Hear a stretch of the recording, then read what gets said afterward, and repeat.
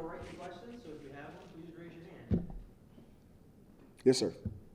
Hey, Coach, was just thinking on the way in, your team has, in the first quarter of the last two games, 4 offensive touchdowns, and after that, just the one on the 99-yard drive. Wondered if you knew why that was and what steps you might be taking to address that. You know, it comes down to being consistently good. It comes down to halftime adjustments on their side and us making halftime adjustments and being able to digest that and take it to the football field. It's what happens when you get young teams, especially the way they've been trained, that we're trying to get them to be more flexible so they can bend more, like an REED in the wind. Where there's times that we need to change concepts to keep the point protection going. They have the concepts, even though they didn't practice the concepts. The concepts are what they need to hold on to. So we'll get better at that as we grow, but that's been the biggest difference between first halves and second halves. Chris and then Nico. Yes, I'm thinking like Mark a little bit. But in chess, they always talk about the opening sequence being really critical. I know some coaches script a certain number of plays and that sort of thing. You guys have started really good. What's your process as far as kind of opening the game? To me, it's more about what you want to see. So and it's the same thing on the defense. When you start a game, it's like, I want to see how they're going to play this, and this. And then based off of how they play those things, you decide how you're going to do the game. Other people do it off of plays. We do it off of something I don't want to get out in the paper right now. Okay? Nico? Coach? Don't know how much you've seen so far, but your thoughts on Notre Dame heading into this weekend's game? They're really good, and they're wounded. They got some controversy going on over there. What normally happens in those situations is, just like in the cowboy movies, you circle the wagons and you find out who wants to fight and who doesn't want to fight. So we're going to get an angry mama bear that's been wounded, that's going to be fighting and clawing and coming out with all they have, and really wish they wouldn't have done anything and wish they would have won the game last week. So we're going to get their best shot, there's no doubt. I was just going to ask, do you feel like you're catching Notre Dame in a vulnerable position? No, I think Duke caught them in a vulnerable position. I think we're going to get their best shot. In the back. Coach, we continue to see Ama Adebayo set record numbers. Can you talk about how he and Eric Dungy's relationship has just unfolded from the summer to now, and how critical that relationship is to your team's success? Anytime a quarterback and wide receivers get relationships, he's got relationships with the entire group. What happens is happenings, and it just seems like they have a great feel for each other, and then based off the things that have been going on in the games, they've been finding a way to make it happen, and there's no scientific thing for it. It's just something that happens, and thank God it is happening, because right now there's some of the key parts of our offense. Coach, I wonder what your thought is on the whole neutral site thing. And Syracuse has been down there 3 times now, lost all 3, but given up a home game. You get to play a team like Notre Dame on national TV, but what's your whole take on this week's game? You already know the answer. You do.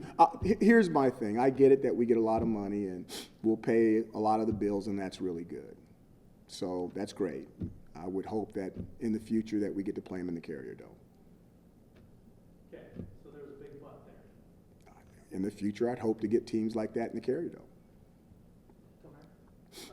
Coach, is there any kind of concern sometimes with Eric Dungy staring down a receiver and not going through his reads? It looked like you kind of looked like they knew the ball was going to Amba. Eric was kind of staring him down and double pumping a lot, waiting for him to get open. Is there any concern that he's not looking elsewhere around the field? That is absolutely false. He's looking at, there's all kinds of things that he's looking at, okay?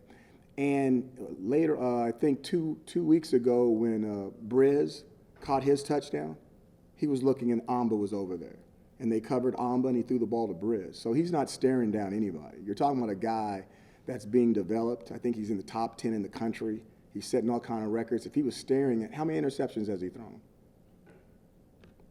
If he's staring at his reads, he's going to be throwing a lot of interceptions. So I don't know where you got that from. Not sound. Not sound. Defensively, last week, you guys talked about communicating more. How do you feel as a whole this defense communicated from that USF week to last week against Connecticut? I thought they did better. Now, the one thing I will say is that the Connecticut crowd wasn't as large, and being in an outdoor venue, it wasn't as loud as it could be. Now, this crowd that we've got coming up at MetLife, preferably since it's a neutral field, it'll be 50-50. I understand that it could be a tad louder. So it's really going to be on this week for the defense to really do a good job in communicating. Now, when you're playing when you go somewhere and the offense has the home field advantage, so to speak, it's going to be quieter for the defense. The noise level is actually louder for the offense than the defense in these situations, although it could still be extremely loud. That makes sense to you? Yes. Okay. Sorry, I didn't mean to interrupt. You did not. That was me. I should have finished better. Go ahead. You're fine. So I think my question is kind of related to Tom Ayers. It seems like Eric does a lot of half-field reads. Not that he's staring down a receiver, but I think we all noticed, and look toward Amba. I think Amba got 18 targets, and even on some plays, that's where he looked first. I guess my question is, how many of his throws are half-field reads? How much does he usually have to worry about on play? All that depends on the opponent that we're playing and the style of game that we want to play. I'll give you a basic football 101 lesson. We have reads from left to right. We have reads from right to left. We have half-field reads. We have reads that start deep, then go short, and reads that go short and go deep. And then we have cross-field reads where you're reading individual mesh players. So there's numerous reads that a quarterback has based off the concept that we're going to pick out during the week that we want to use based off the defense that we're playing. If the defense changes during the game, then the concepts have to change and the reads have to change. So it's a lot. You guys are talking about checkers, and it really is chess when it comes to that. That the young man in our offense, he goes through all those reads that I talked about. It depends on the opponent. Certain style of defenses, you use certain style of reads. Okay. Now, you guys, I'm going to start charging you guys for this now. If I'm going to start giving you all that, we're going to have to take classes. I'm going to have to. How much can a new defensive coordinator reasonably change in a week for a team? I have no idea. I really don't. And I don't know how. You're talking about someone that really technically wasn't on the staff, right? He was what was he? Analyst. Do we have any of those here? Do I get analysts, Sue? So I don't know how much power he has. I don't know how much power he's been given. I have no idea what he'll be able to change or whether he'll have to keep things the same. It's a very difficult situation for us because we have to prepare for everything and we can't prepare for one thing. And with a young football team, that's not good. I imagine it would be hard to change a ton schematically, though. You overwhelm players? Or? Well, you got to think about this. It's not his defense. He hasn't called it. So now you've got somebody in France, right? And he speaks Spanish, and now he's got to speak French. I mean, it can be difficult. So who knows what he's going to be able to change? Time for a couple more questions. Tad in the middle. Coach. Oh my God. There's a bit of a mystique with Notre Dame. It's the first time you're as head coach coaching against them. What do you think you gained from this game last weekend that you can take to this game against Notre Dame? A nice close game, a game in the fourth quarter, a game that defense came up with big plays, big stops. Offense came up with a drive when they had to, even though we had gone cold. Offense had gone cold in the second half to be able to come up with a 99-yard drive to really ice the game. A good family team win. The last 3 times that I've been on teams that have played Notre Dame, we've won, we've lost, where we had the lead with 4 minutes to go and we couldn't run the clock out. We lost where we threw 5 turnovers. We had 5 interceptions. We lost by 3 or 4 points to them. I'm referring to Texas A&M and UCLA. They're just one of those teams that just normally always have luck on their side. So you have to really be prepared. They have luck. They have the Irish.